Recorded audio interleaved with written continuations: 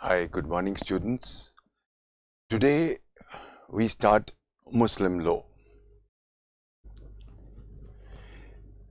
Muslim law is a personal law. What is a personal law? That is the first thing which we must understand. Because we must understand that there are basically two types of laws: personal laws and territorial laws. Territorial laws are those laws which belong to a territory. Personal laws deal with a certain group of people, laws governing a certain group of people. How will I define? If I was to define a personal law, how would I define it? Personal law can be defined as a law which applies to a certain class or group of people or a particular person based on religion, faith, or culture. And what is a territorial law? It is one which applies to all persons residing in a certain territory.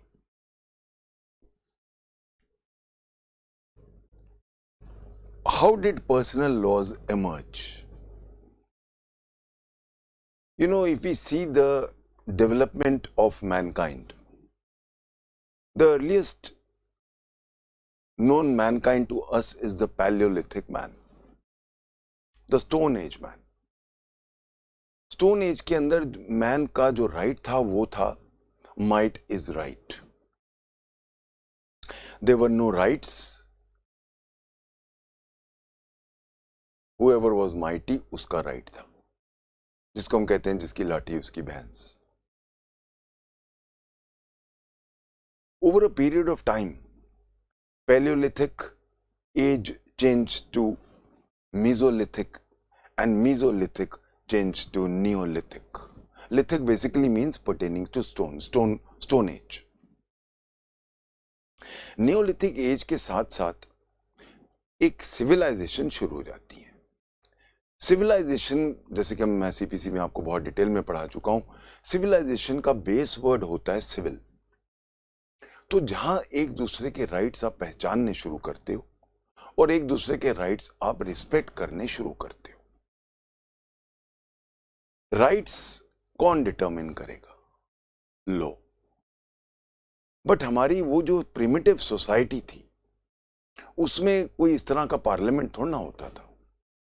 तो उस time पे naturally जो उनके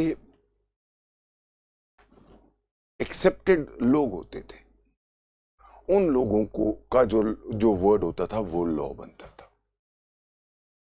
इसीलिए अब बीच में आ जाता है हमारा रिलीजन. इसलिए शुरुआत ही हमारी सोसाइटी की रिलीजन के साथ साथ आ जाती है. हम हिंदू लॉ देख लें, काफी हमारा जो पुराना हिंदू लॉ था वो नेचर पे बेस था. Hindu law is one of the oldest laws, Rig Veda being the oldest known book. However, as time progressed, इंसान का रैशनल बढ़ता गया, रैशनलिज्म बढ़ता गया, और नेचुरली जो बाद में रिलीजन्स आते गए उनका बेस जो था वो ज्यादा डेमोक्रेटिक था और ज्यादा आई विल से रैशनल था. हिंदुइज्म के रिएक्शंस आते हैं हमारे पास, पर वो हिंदुइज्म के ही पार्ट्स हैं. चाहे वो सिखिज्म है, चाहे बुद्धिज्म है, चाहे वो जैनिज्म है, वो हिंदुइज्म का ही पार्ट है. बेस वही है, कॉमन स्टॉक वही था, उसमें चेंजेस आते गए. वो changes to remove the dead wood which had gathered around the ancient Hindu law, उसके रिवोल्ट्स के तरह से ये आ गए. However, in the world, बहुत सारी मैंने बोला कि सिविलाइजेशंस आ गई. अगर हम ओल्डेस्ट सिविलाइजेशन की बात करें जो नोन है हमें, वो है Indus valley. Indus valley civilization के साथ साथ देयर वाज अ मेसोपोटामिया में there was another civilization, Sumerian civilization. ये ऑलमोस्ट कंटेम्परेरी है. जो ये इधर की थी, यानी कि most of them belonging to the middle east, Arabia. वहां पे जो अब सिविलाइजेशंस बनी, वो कायदे से, आई विल से, एक unlike the Hindu law and Hindu ethos, जो एक बड़ा एक इंटीग्रेटेड था. जो अरेबिया का ज्योग्राफी है, see geography determines a lot of things. तो जो अरेबिया का ज्योग्राफी था कि सारा डेजर्ट है, अनलाइक इंडिया जहां पे पानी था, तो इसीलिए पानी की और अच्छी सॉइल की वजह से हमारा सिविलाइजेशन जो था वो एक अलग तरह का सिविलाइजेशन बन गया. लोग टिक के रहने लग पड़े. The reason being that agriculture became the main stay. इसलिए आज भी इंडिया का एग्रीकल्चर ही प्राइम मूविंग फोर्स है. बट ऐसी चीज हम अरेबिया के लिए नहीं कह सकते थे. The reason being that Arabia being desert area, तो वहां के जो लोग थे वो यहां ट्रेडर थे. और ट्रेड भी किस चीज का करेंगे? खजूर या जो डेजर्ट के प्रोडक्ट्स होते हैं. और अगर उनको ट्रेडिंग नहीं है तो फिर वो रेडर बन गए. दैट इज वाई अरेबिया का जो एंशियंट कल्चर था, दे वर आइदर ट्रेडर्स और रेडर्स. या तो वो लूटपाट करके खाते थे, और इसीलिए अरेबिया में बहुत सारे ट्राइब्स आ गए. हर ट्राइब का अलग एक अपना सिस्टम. थे सारे अरब्स, बट अरब्स के अंदर we had lot of what we can say tribes. हर ट्राइब एक अलग भगवान को मानता है, टोटेम्स को मानता है, आइडल्स को मानता है, अलग लॉज हैं. तो एक बिखरी हुई सोसाइटी थी. It was not what I will call a homogenous civilization. Unlike Hinduism, which now gave birth to a homogeneous society. Arabian society जो थी वो एक होमोजेनस इंटीग्रेटेड सोसाइटी नहीं थी. क्यों? क्योंकि टिक के नहीं बैठते थे, टिक के बैठ नहीं सकते थे. बिकॉज डेजर्ट रेतीला इलाका है, एग्रीकल्चर है नहीं. एक मेन सिविलाइजेशन जो हम कहते हैं कि टिक के बैठ गए, उसका बेस क्या होता है? एग्रीकल्चर. लोग वहीं पे एग्रीकल्चर कर रहे हैं और वहीं रह रहे हैं, और जन्मों जन्मों तक वहीं सारे उनके बच्चे भी आगे लेते जाएंगे. यही बैकग्राउंड बनता है हिंदू लॉ में कोपार्सनरी का. बट यहां नहीं है, क्योंकि जमीन जो है उसकी वैल्यू नहीं है. यहां पे जो जमीन है वो रहने के लिए है, या ज्यादा से ज्यादा क्या है, छोटा मोटा जो डेजर्ट के प्लांट्स होते हैं या प्रोडक्ट्स होते हैं उसके लिए. रिलीजन जो होता है वो बेसिकली एक कोहेसिव फोर्स होता है. It's a cohesive force. Religion, जैसे कि मैंने बोला, पहले हिंदुइज्म आया और फिर बाद में हिंदुइज्म के रिवोल्ट्स के रूप में वेरियस ऑफशूट्स आए. बट एक completely different from Hindu ethos भी और रिलीजन्स आए. उन रिलीजन्स की अगर हम बात करें तो वो डिफरेंट डिफरेंट एरियाज में आए, इसलिए उनका जो था इथॉस बिल्कुल डिफरेंट था. क्रिश्चियनिटी आया, उससे पहले जुडाइज्म आया, जूज का लॉ, फिर क्रिश्चियनिटी आया जीसस के बाद.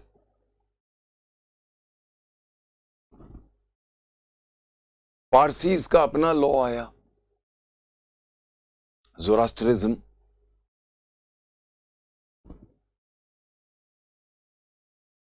चाइना में कन्फ्यूशनिज्म आया.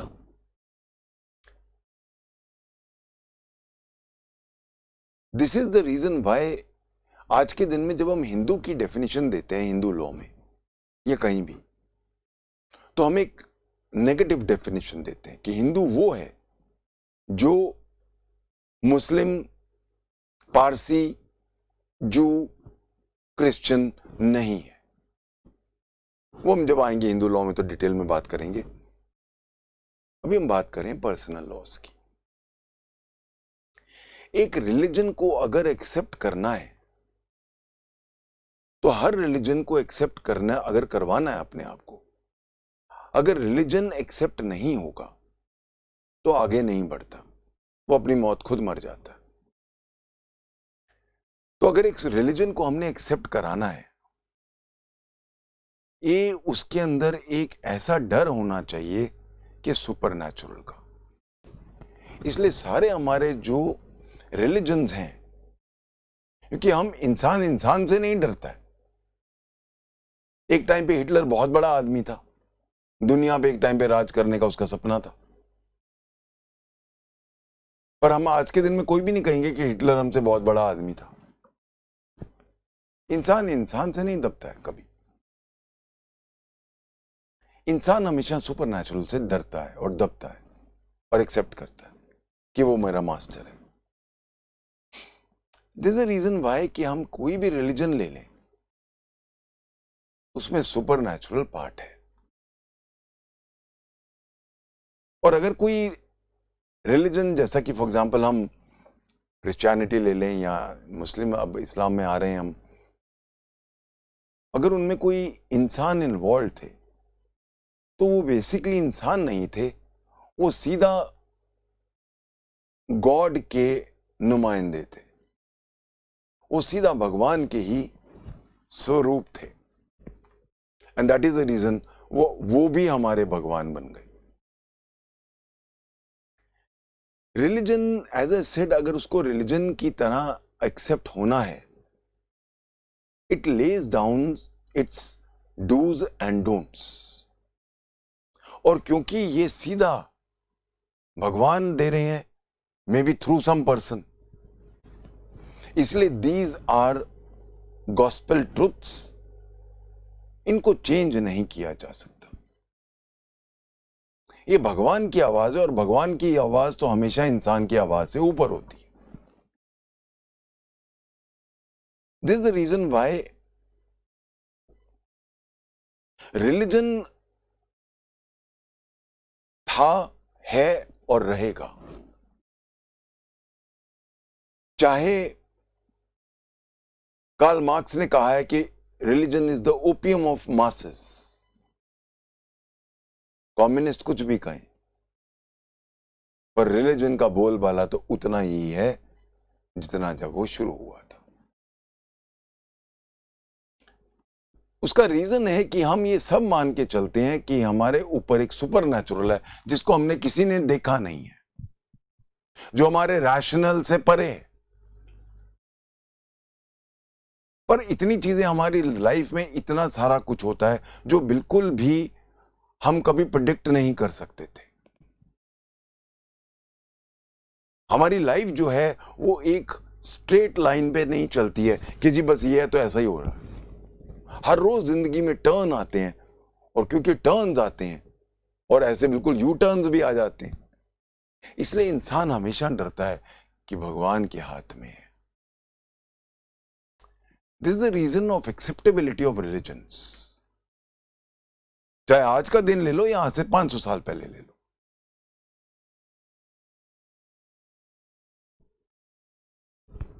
रिलीजन को अब नेचुरली एक्सेप्ट होने के लिए, जैसा कि मैंने बोला, उसके डूज एंड डोंट्स होते हैं। वो डूज एंड डोंट्स आपके स्क्रिप्चर्स में लिखे जाते हैं।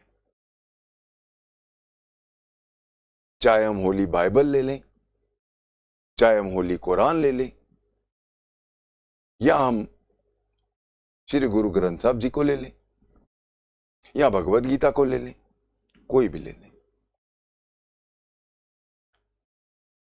all these scriptures basically are codes of conducts. these codes of conducts lay down the entire code of conduct of a human being, right from his birth to his death to his everyday duties.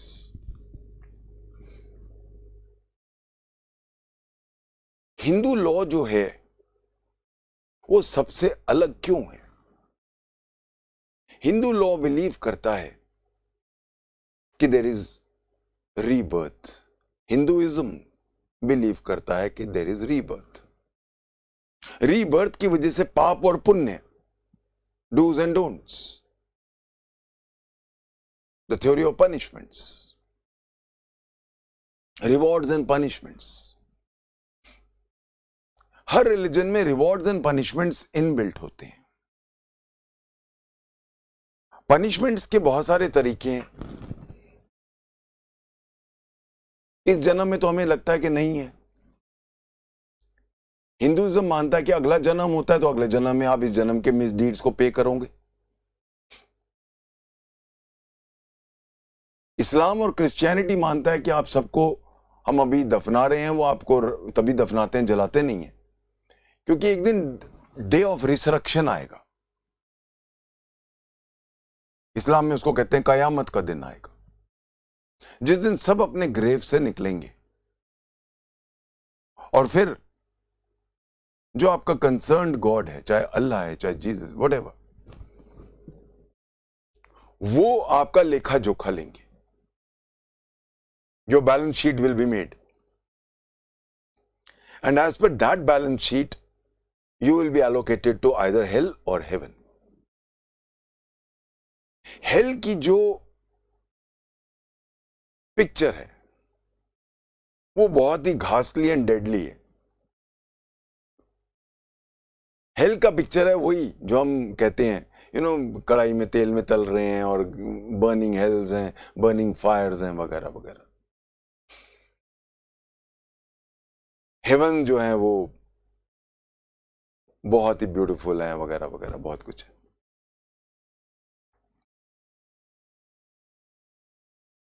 So if you want to go to जन्नत, you have to do good deeds, क्योंकि जब आपकी balance sheet बनेगी और अगर आपको जन्नत में जाना है तो आपको आपके गुड डीड्स चाहिए. अगर आपके बैड डीड्स ज्यादा हैं तो फिर आप जहन्नुम में जाओगे. क्रिश्चियनिटी में आ जाए तो हेल में जाओगे या हेवन में जाओगे. हिंदुइज्म में कोई बर्निंग फायर्स वाला हेल नहीं है, स्पेसिफिक प्लेस नहीं है. हेल हमारे अगले जन्म में आ जाता है कि जब हमारा जो हमने बैड डीड्स किए हैं वो अगले जन्म में हमें उतारने पड़ेंगे और उनका लेखा जोखा होगा. कहने का मतलब यह है कि हर रिलीजन ने अपना पूरा सिस्टम रखा है. This whole system is of rewards and punishments. अब क्योंकि एक ही चीज सबको फॉलो करनी है, everybody must follow. Code of conduct follow करना है. We have to follow the code of conduct. That is the reason why a common code of conduct has been laid down in the form of what we call the conducts which over a period have become usages and then over times immemorial have become customs. ये हमारे जो religious customs थे, वो customs इतने साल से चल रहे हैं कि वो customs have taken the force of law. ये कस्टम्स पहले भी अनरिटन लॉ थे. कोई भी हम दे लें, अनरिटन लॉज थे हमारे. 10 कमांडमेंट्स ले लो क्रिश्चियनिटी की, thou shalt and thou shalt not. Hinduism का ले लो, कोड ऑफ कस्टम, पूरा कस्टमरी लॉ है। तो हिंदुइज्म तो है ही मोस्टली कस्टमरी लॉ। कस्टम्स कैसे बने? वो हैबिट्स जो रिलीजन ने कहीं अच्छी हैं, वो हैबिट्स क्योंकि रिलीजन ने कहीं और वो सोसाइटी को सर्व कर रही थी, तो वो habits slowly became what we call usages. Acceptability थी, सोसाइटी की एक्सेप्टेबिलिटी भी थी, और प्लस देयर वाज आल्सो, हम कहेंगे, पूरा सैंक्शन ऑफ रिलीजन था।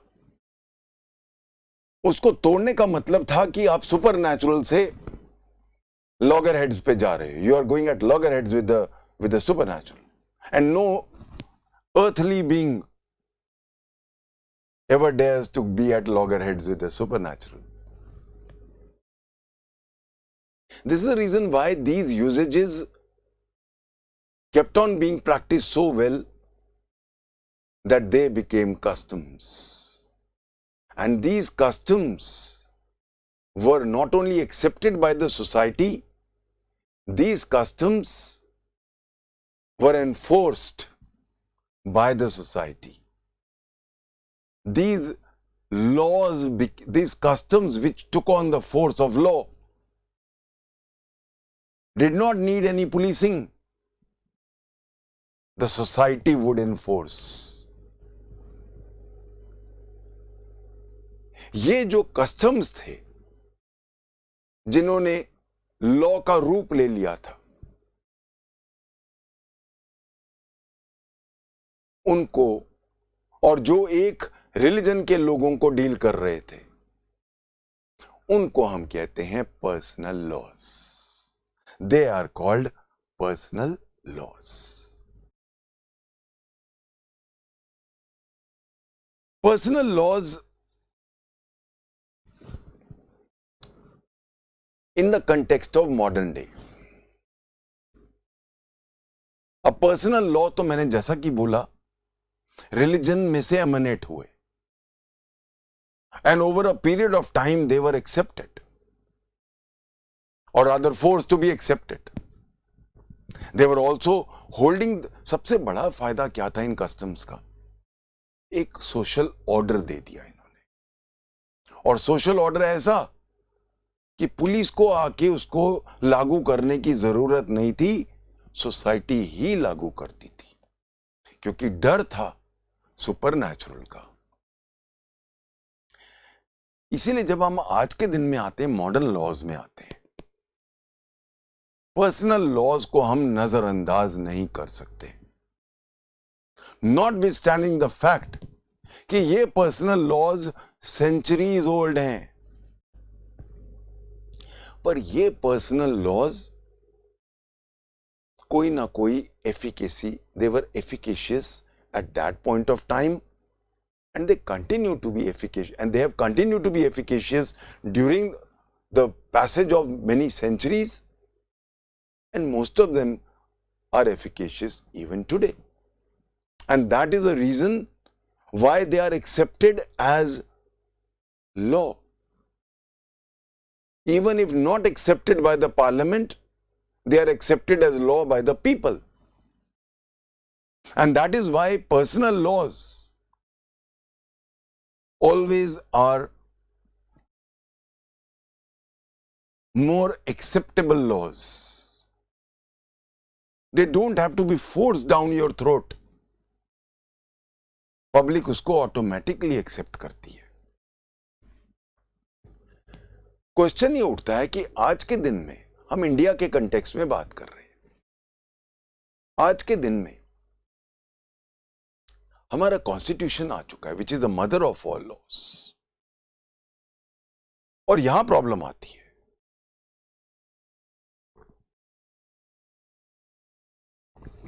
क्या एक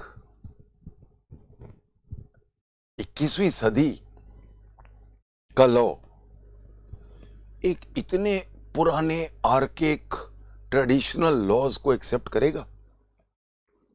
क्या वो पर्सनल लॉज जो कस्टमरी लॉज हैं, क्या हम उसको एक्सेप्ट करेंगे? क्या वो एक्सेप्ट करेगा कि customary law is law?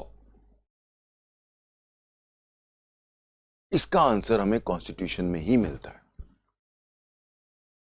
When I go to Article 13, Clause 3, the definition of law is given in the Constitution. It says, laws includes any custom or usage having the force of law. तो सबसे पहला point ये आ गया कि क्या हमारा constitution personal laws की validity को एक्सेप्ट करता है. और जैसा कि मैंने बोला, आर्टिकल 13 क्लॉज 3 में सारे कस्टम्स एंड यूजेजेस जिनका फोर्स ऑफ लॉ है, आज भी है, आज भी जिनका एक लॉ की औकात रखते हैं, वो लॉ है. So it is accepted by so personal laws are accepted by our constitution as laws. Also, when I go to Article 372, वहां पे भी the question came कि सारे लॉज जो हमने रिपील कर दिए वो तो कर दिए. हमारा जो कॉन्स्टिट्यूशन जब बना, जब लागू हुआ 26 जनवरी 1950 को, तो द क्वेश्चन अराइजेस कि क्या पर्सनल लॉज आर ओवररिडन? क्या ये जो नया हमारा कॉन्स्टिट्यूशन आ रहा है आज के दिन में, जो कमेंस हुआ है 26 जनवरी 1950 को, क्या वो पर्सनल लॉज ऑटोमेटिकली रिपील हो गए? क्या वो कस्टमरी लॉज जो पुराने थे वो रिपील माने जाएं? क्योंकि क्या रिपील हुआ है और क्या नहीं हुआ, ये सब्जेक्ट मैटर है आर्टिकल 372 का. और इस कंटेक्स्ट में I would like to read the Bombay High Court's decision, जो मैं आपसे शेयर करना चाहूंगा. Like to read the exact lines from Bombay High Court 1992. ये डिसीजन है in reference Amina.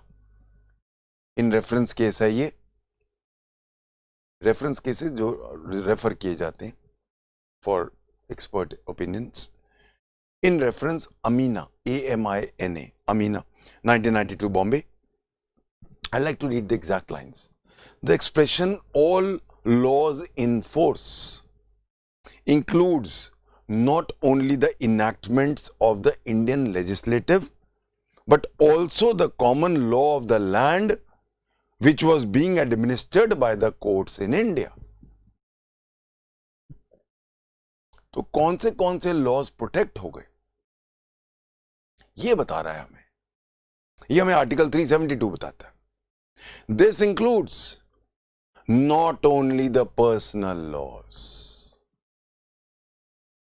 not only the personal laws, the Hindu and Mohammedan laws, but also the rules of English common law, for example, the law of torts, as well as customary laws, the rules of interpretation of statutes.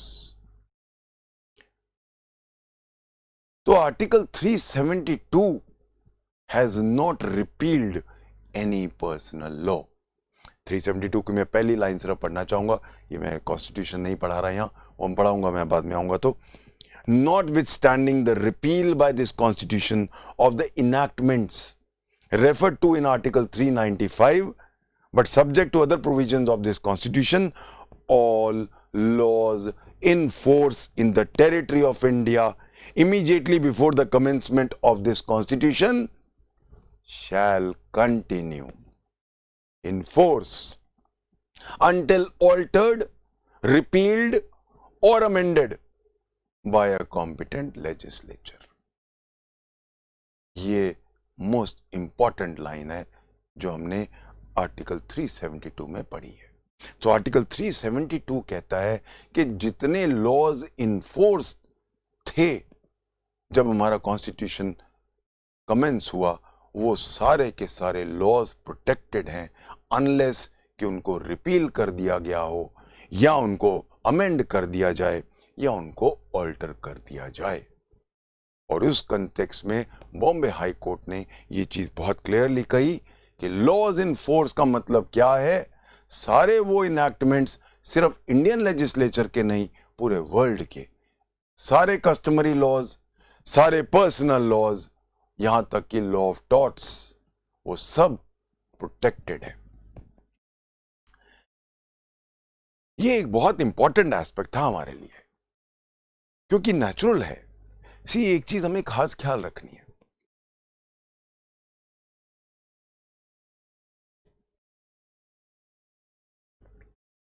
जो हमारे personal laws हैं वो किन किन चीजों को deal करते हैं।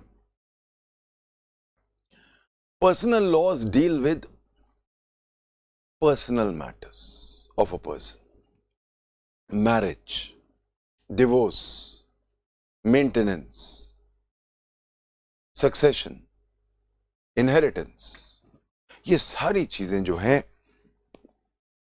all these are regulated by personal law of a person, which means his religion. But कायदे से ये जो लॉज हैं, हम ये नहीं कह सकते कि they are absolutely authentic on the anvil of equality. We cannot definitely take a vow and say these are absolutely based on equality. हम ये बिल्कुल नहीं कह सकते कि ये लॉज जो हैं इनमें एक छींटा भी नहीं है इनइक्वालिटी का, या इनजस्टिस का, या इनडिस्क्रिमिनेशन का। हम एडमिट करते हैं ये लॉज में इनइक्वालिटी है और ये डिस्क्रिमिनेटरी भी हैं, खासकर जहां तक सेक्सेस का सवाल आ जाता है, मेल और फीमेल का सवाल आ जाता है। इट वाज एक रिलीजन को एकदम खत्म करना, ये कोई मार्क्सिस्ट कंट्री नहीं है हमारी। We the people of India only have written this constitution. We the people of India hereby give to ourselves this constitution. और हमारा यही कॉन्स्टिट्यूशन हमें आर्टिकल 25 में राइट टू प्रैक्टिस रिलीजन दे रहा है।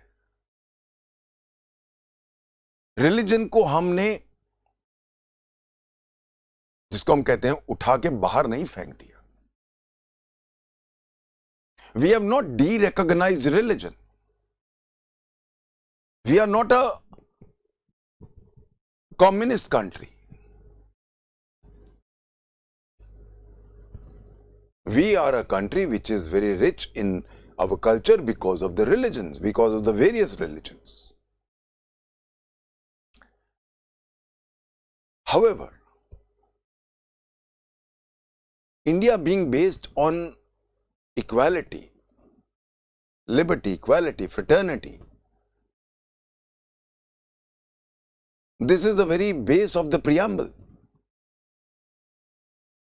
It is always the coveted goal of the Indian society that we must have one law of marriage, one law of divorce, one law of maintenance, one law of inheritance, one law of succession.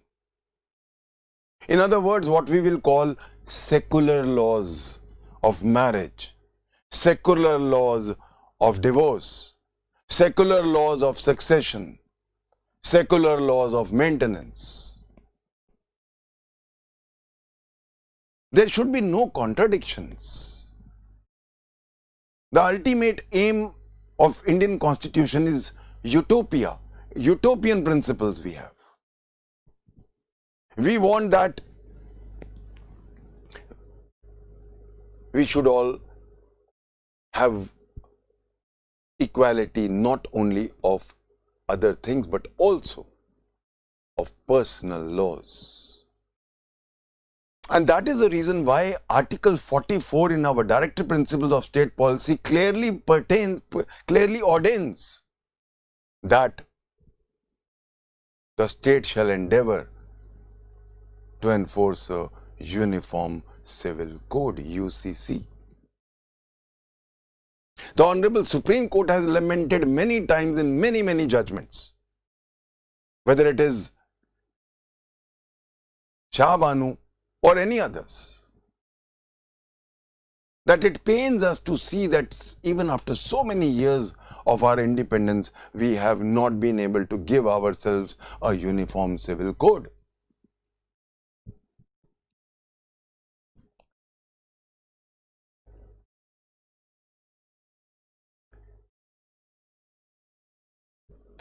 No doubt we have already ushered in secular laws for people who don't want to be governed by personal laws. We have an Indian Succession Act. We have Section 125 CRPC for maintenance. We have the Special Marriage Act, which includes divorce.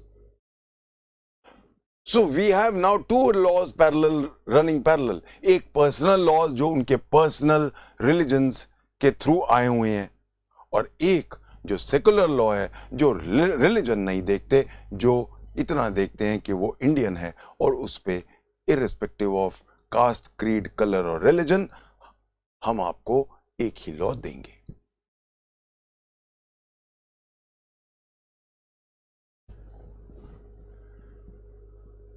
As I said, there is no doubt, I do concede that we do have elements of inequality and discrimination in our personal laws. Can they be allowed to remain in a place where our Constitution, in the very first Article 14, it says that there shall be equality of laws and equal protection of laws? क्या ऐसी जगहों पे जहां article 14 पहले ही कह रहा है there shall be equality of law and equal protection of law, क्या वहां पे हम एक आदमी को 4 वाइफ्स रखना अलाउड कर सकते हैं?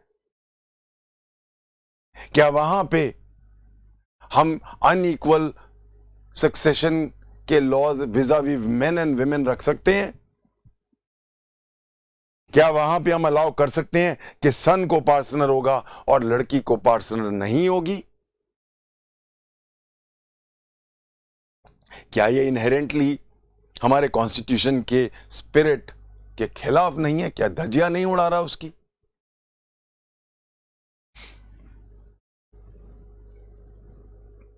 इसके ऊपर let's go to the honourable Supreme Court's various stances. उसके बिना बात पूरी नहीं होगी. पहला क्वेश्चन ये उठता है कि जो पर्सनल लॉज हैं उनमें से कई कोडिफाई हो चुकी हैं. कोडिफाई मतलब उनमें से कुछ लॉज लेजिस्लेचर ने लॉ में कन्वर्ट कर दिया है, कुछ उनमें चेंजेस करके जो हमारे कॉन्स्टिट्यूशन के अनुरूप हैं.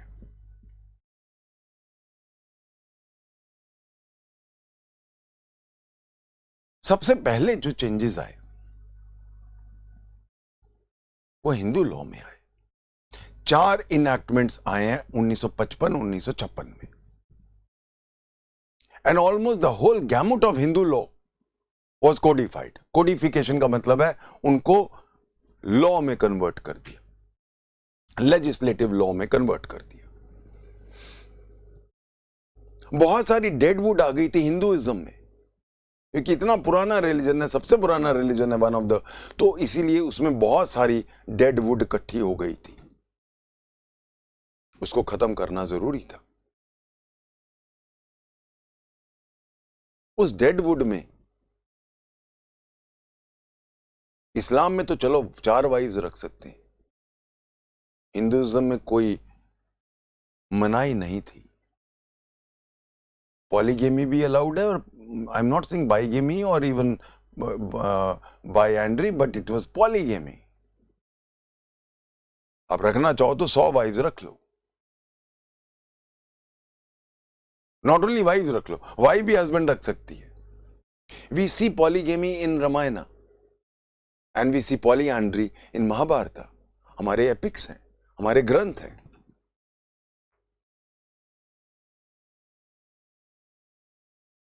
मेंटेनेंस नाम की कोई चीज नहीं थी, क्योंकि हिंदू जॉइंट फैमिली में लेडी ब्रेक ही नहीं कर सकती थी, औरत ब्रेक अवे नहीं कर सकती थी। अगर वो विडो हो गई तो उसको, marriage in Hinduism is a sacrament, कहते हैं ना 7 जन्मों तक है, तो ब्रेक तो हो ही नहीं सकता था। इन सबको तोड़ना था, मेंटेनेंस देनी थी, वगैरह वगैरह, अडॉप्शंस के लॉज चेंज करने थे, वो किए। तो कोडिफाइड हिंदू लॉ ने एक बहुत बड़ा, कस्टमरी लॉ को बहुत बड़ा आघात पहुंचाया। इसीलिए जब हम हिंदू लॉज में जाते हैं तो सारे कोडिफाइड लॉज में सेक्शन 4 एक ही चीज कहता है, not with standing any previous customs. सारे के सारे कस्टम्स एब्रोगेट हो गए इस नए कोडिफाइड लॉ ने। क्वेश्चन अब ये उठता है, similarly before I come to the question जो उठता है, मुस्लिम लॉ में भी शरीयत एक्ट अप्लाई हुआ। अब Muslims are governed by the Shariat act. Dissolution of Muslim marriages act आ गया, क्योंकि इस्लाम में है बहुत सारे, हम आएंगे जब डिवोर्स में देखेंगे, विमेन को है, बट जो एक तरफा पूरी कार्रवाई मैन को थी, अब विमेन को लॉ ने दे दी। ऐसे लॉज हैं, कोडिफाइड लॉज हैं मुस्लिम्स में, पर कम है, बहुत कम है, वो हम देखेंगे अभी क्यों। अब क्वेश्चन मेरा उठता है वापस, पर्सनल लॉज जब कोडिफाई हो जाते हैं तो क्या वो पर्सनल लॉ रह जाते हैं? क्या अब उनको हम पर्सनल लॉ बोल सकते हैं? अब तो कोडिफाई हो गया, अब तो लेजिस्लेचर, पार्लियामेंट ने पास किया है। So once a personal law gets codified, does it retain the color and hue of a personal law? Does it remain a personal law per se? Or does it now become a territorial law or any other law which is definitely not personal, because now the parliament, the legislature has come into picture. तो the $1 million question arises, अगर एक personal law Codify हो गया, चाहे जैसे Hindu law में हुआ है या जैसे मुस्लिम लॉ में हुआ है, तो क्या वो does it retain the colour of a personal law? ये मामला आया सुप्रीम कोर्ट के सामने। This matter came up, Bajya versus Gopika Bai. Bajya BAJYA, Bajya versus Gopika GOPIKABAI, 1978 Supreme Court. The question had come up whether the Hindu laws which have been enacted, which have been codified during 1956, वो जो 4 enactments है हमारी, क्या वो अब personal law रही? क्या अब उनको हम पर्सनल लॉ की कैटेगरी से बाहर निकाल दें? सो इस जजमेंट में supreme court, honourable Supreme court ने क्लियर किया that the enacted Hindu laws, including the 4 laws which were passed by the legislature in 1955 and 1956, are part of personal laws. So notwithstanding the fact that they have been codified, they remain personal laws. So codified personal laws, codified customary laws still retain the color and hue of a personal law. एक और मामला आया honourable Supreme court के सामने 1965 में, Santram versus लाभ Singh. Santram versus लाभ Singh, LABH, लाभ। इसमें कॉन्स्टिट्यूशन बेंच का डिसीजन है ये।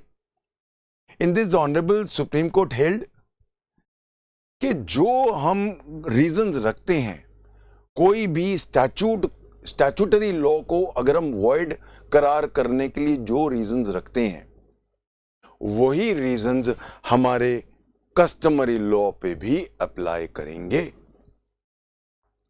तो जो ग्राउंड्स हमारे स्टैट्यूटरी लॉ को वॉइड करने के लिए हम आगे करेंगे, वही ग्राउंड्स हम कस्टमरी लॉ को भी वॉइड डिक्लेयर करने के लिए यूज करेंगे। So the reasons to hold statutory law as inapplicable and void would equally apply to also customary laws. अब अगर ऐसा है तो फिर तो मुस्लिम लॉ में तो बहुत प्रॉब्लम है। इन द सेंस, मैरिज को ले लो, डिवोर्स को ले लो, succession, तो खैर it was always a very balanced law, much more balanced than Hindu law, in my own personal view. मेरा अपना व्यू है ये। पर बहुत सारे, बट खासकर डिवोर्स, मैरिज वगैरह वगैरह और 4-5 चीजें, उनमें कहीं ना कहीं राइट टू इक्वालिटी बहुत बुरी तरह से इन्फ्रिंज हो रहा है। इसलिए ये मामला आया ऑनरेबल सुप्रीम कोर्ट के सामने। This matter came up in Ahmedabad Women Action Group, Ahmedabad Women Action Group, AWAG, and others versus Union of India, 1997 Supreme Court. इसमें क्या हुआ कि Muslim person law was challenged. The entire Muslim personal law was challenged कि this is against the constitutional principles. Writ petitions were filed. पहला इनका writ petition का जो relief मांगा गया था, to declare Muslim personal law which allows polygamy as void as it offends Article 14 and 15 of the Constitution. Secondly, to declare Muslim personal law which enables a Muslim male to give unilateral talaq to his wife without her consent and without resort to the judicial process of the court as violative of Articles 14, 15 and 21. And lastly, to declare that a Muslim husband, when he takes more than one wife, is cruelty to other wives. जब एक wife से ज्यादा रखता है तो दूसरी wife पे cruelty है। ये 3 मैटर्स आए थे इस बड़ी इंपॉर्टेंट एक जजमेंट में। And the honourable Supreme court held that ये मामले कोर्ट डील नहीं करेगा। These are matters to be dealt by the legislature. और कायदे से ये कॉन्स्टिट्यूशन इनको कवर नहीं करेगा। हो सकता है ये कहीं गलत हो, बट ये हमारा काम नहीं है। This would amount to judicial legislation, hence this is the job of the legislature, they should do it. यही नहीं, एक और जजमेंट आता है, एक और जजमेंट था इससे पहले का, वो भी मैं पढ़ना चाहूंगा। Shri Krishna Singh versus Mathura Ahir, Shri Krishna Singh versus Mathura Ahir, 1980 supreme court. इसमें क्या हुआ था कि हाई कोर्ट, एक लर्नेड हाई कोर्ट जज ने एक कोई पर्सनल लॉ को सेट असाइड किया था on the ground that it violets part 3 of the constitution, which means fundamental rights. उस पे भी ऑनरेबल सुप्रीम कोर्ट ने कहा कि the honourable high court earned, गलती की है। मैं एग्जैक्ट लाइंस पढ़ना चाहूंगा। Let's read the exact lines. I am reading 1980 Sri Krishna Singh versus Mathura Ahir. In our opinion, the learned High Court judge failed to appreciate that Part 3 of the Constitution does not touch upon the personal laws of the parties.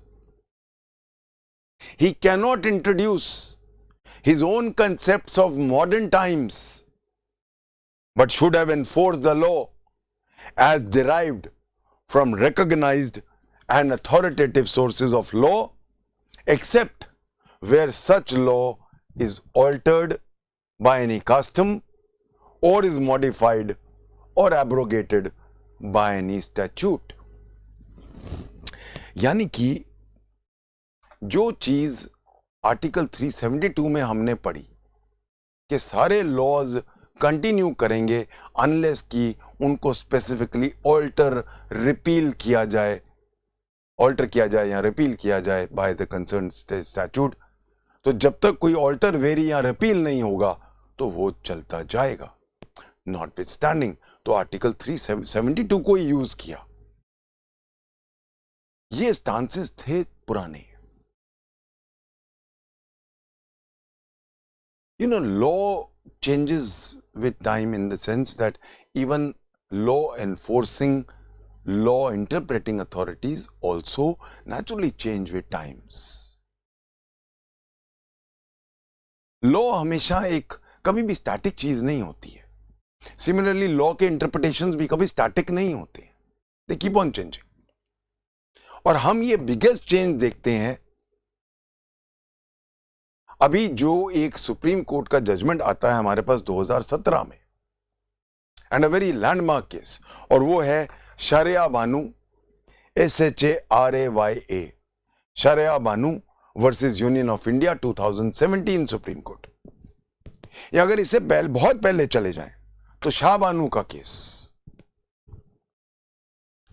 जहां पे it was very clearly held कि secular laws में Muslim women can also take benefit notwithstanding personal law. In other words, secular laws will override.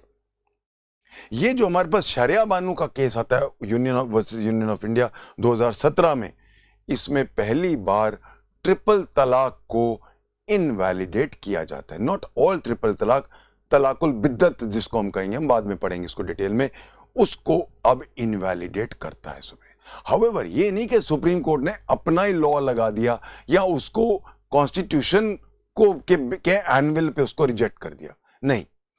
Honourable Supreme court went into the history of तलाक और उन्होंने ये clearly दिखा दिया कि तलाकुल बिद्दत बाद में जुड़ा है।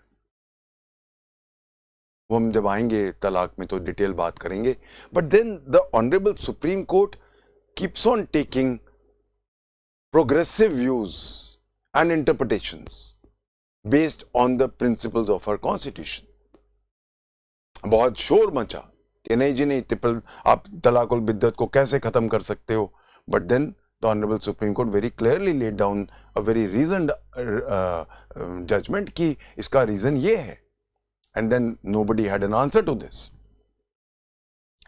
Even अगर हम एज की बात करें, जब हम बाद में देखेंगे, अभी मैरिज की एज जो है वो इन इस्लाम और अदर इन मुस्लिम लॉ इस प्यूबर्टी। हनाफीज में जब हम देखेंगे वो 15 साल है लड़की की उम्र। तो मतलब एक बच्चे का प्यूबर्टी मतलब moment he can, puberty means when he can reproduce, वो है ग्राउंड। अब एक और हमारा, मैंने आपको पढ़ाया आईपीसी में बड़ा इंपॉर्टेंट एक जजमेंट जो आया था, independent thought versus Union of India 2017 Supreme court. उसमें भी सुप्रीम कोर्ट ने क्लियरली कह दिया कि अगर कोई लड़की जो 18 साल से कम है, अगर वो उसके साथ मैरिड भी है, उसके साथ अगर कोई सेक्सुअल इंटरकोर्स होता है, वो रेप माना जाएगा। तो ये जो हमारे अब जजमेंट्स आ रहे हैं ऑनरेबल सुप्रीम कोर्ट के, मैं पिछले 4-5 साल से देख रहा हूं, वो बहुत प्रोग्रेसिव आ रहे हैं। Somewhere the legislature has failed, ये तो हमें मानना पड़ेगा, बिकॉज जो हमारा कॉन्स्टिट्यूशन का डायरेक्टिव था article 44 for a uniform civil code, उसको लागू करने में कहीं ना कहीं तो हम मान के चलेंगे कि वोट बैंक पॉलिटिक्स चली है।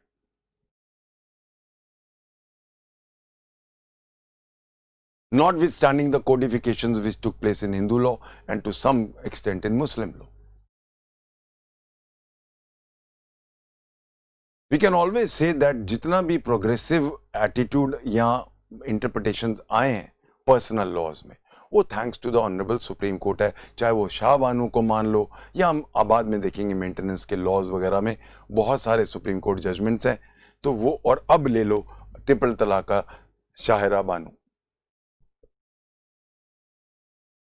सो basically please remember personal laws एक अलग पेडेस्ट्रल पे चलते हैं